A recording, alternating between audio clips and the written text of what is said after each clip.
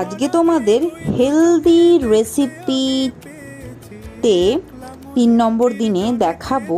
নীল পুজোর আগের দিন আমি নিরামিষ খেয়েছিলাম, সেদিন একটা আমি দারুণ রেসিপি বানিয়েছিলাম।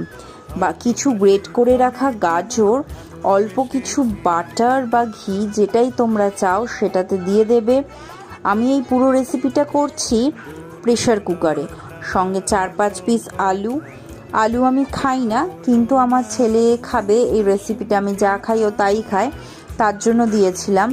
প্রোটিন ইনটেক করার জন্য আমি দিয়েছিলাম কিছু পনিরটা হাই প্রোটিন। যারা ভেজিটেরিয়ান তারা মাছ মাংসের বদলে পনিরটা কিন্তু ইনটেক করতেই পারো।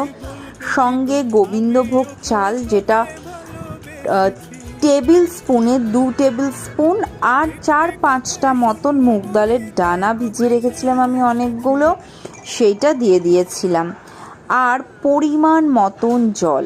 এটাকে আমি 3-4টে সিটি মেরে নিয়েছিলাম, একদম পাতলা হয়ে গিয়েছিল।